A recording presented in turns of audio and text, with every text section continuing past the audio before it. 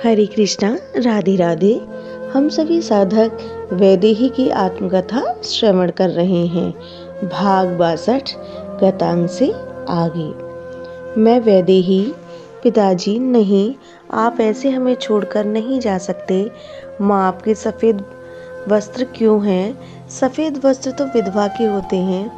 भरत भैया, आप इतने लोगों को लेकर चित्रकूट क्यों आए? हट, ये सियार क्यों रो रहा है आज? सीते, सीते उठो, क्या हुआ? तुम नींद में क्या बोल रही हो? मैं सो रही थी और ये सब बड़बड़ा रही थी। मेरे श्री राम ने मुझे उठाया था। ओह, स्वेद स्नान कर ली थी मैं तो, पसीने से नहा गई थी। जैसे ही उठकर मैंने श्री राम को देखा, उनके हृदय से लग गई। मेरा सपना झूठ हो हे नाथ, मेरा सपना झूठा निकले। मैं तो रोई ही जा रही थी और यही कह रही थी, पर हुआ क्या सीते? इस तरह हड़बड़ाओ मत, बताओ तुमने क्या देखा? बोलो मैथिली, तुमने क्या देखा स्वप्न में? मैं शून्य में ताकने लगी थी। ओह, अयोध्या का दिया बुझ गया था। अयोध्या में चारों ओर अंधेरा। मैंने यही तो देखा सपने में। चिंता की धड़कती अग्नि में चक्रवर्ती महाराज दशरथ और मैं अभी भी घबराई हुई थी। लो जल पियो। मृतिका के पात्र में जल था। मेरे श्री राम ने मुझे जल पिलाया। हाँ, बताओ क्या देखा स्वप्न में?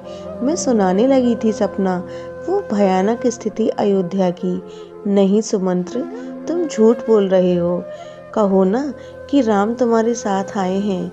देखो, मेरी परीक्षा मत लो तुम सुमंत्र, कहीं मेरे प्राण न निकल जाएं। ऐसे मत कहिए महाराज। तभी आगे आई थी कौशल्या माता।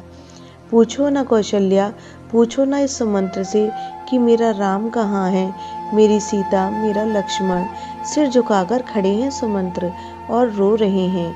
आप धैर्य रखिए महाराज, 14 वर्ष की ही तो बात है। क्या नहीं आया मेरा राम? सुमंत्र, तुम तो बड़ी बड़ी बातें कर रहे थे, फिर क्यों नहीं ला सके मेरे राम को? बोलो। नहीं नहीं, मुझे श्राप मत दो।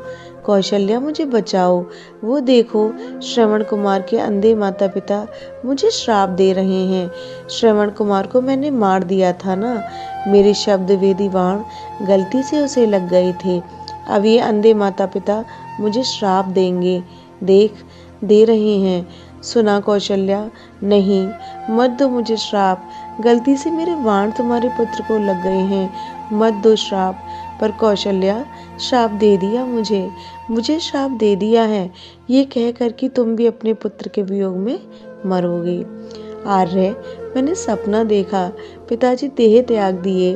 फिर आगे क्या देखा तुमने सीते? मैंने श्री राम बड़ी बेचैनी से पूछ रहे हैं। भरत भैया आए, अपनी माता कैकेयी के महल में गए।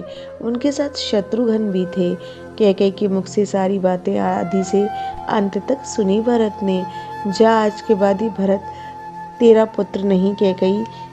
जा, तू मेरी माँ नहीं है। तूने मुझे जन्म देते ही मार क्यों नहीं दिया?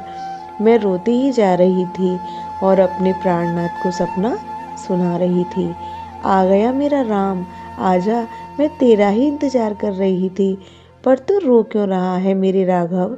कौशल्या माँ भरत को देखकर भावावेश में बोल रही हैं। अच्छा, सुबह से कुछ खाया नहीं है क्या तूने? रुक, मैं भी तेरे लिए कुछ लाती हूँ। मैं भरत हूँ माँ, मैं आपका और संपूर्ण अयोध्या का अपराधी भरत। भरत कुछ देर सोचती है, पर मेरा राम कहाँ है? सब कुछ याद आ जाता है माता कौशल्या को। ओह, वो तो वन में गया है ना। सीता भी गई है, लक्ष्मण भी गया। नंगे पांव चल रहे होंगे ना। ओह, कोमल चरण है मेरे राघव के, कांटे गड़ रहे होंगे।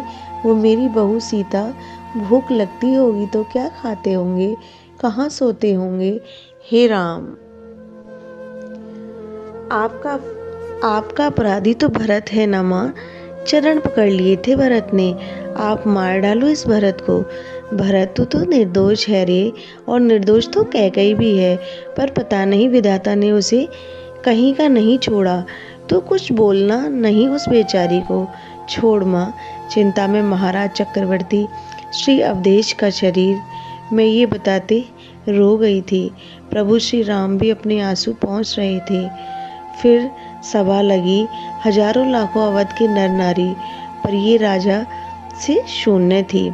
हे भरत, तुम राजा बनो, राज्य का भार तुम संभालो। गुरु वशिष्ठ जी ने भरत से कहा। भरत भैया नजर झुकाकर ही बैठे रहे। पुत्र भरत, तुम राज्य का भार स्वीकार करो, हमारे कुल की यही रीति है। वचन का पालन करो पुत्र, भरत से माँ कौशल्या जी ने कहा था। नाथ, ये कैसा सपना है? मैंने अपने श्री राम से पूछा। सीते, ये सपना है, सपने को सपने की तरह ही लो। अच्छा, आगे क्या हुआ बताओ मैथिली, आगे क्या देखा तुमने सपने में?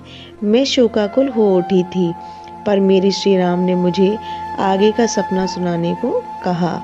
मैं अपने आप को संभाले आगे का सपना सुनाने लगी थी। यह प्रसंग अब यहीं विश्राम लेता है। हरे कृष्णा, राधे राधे।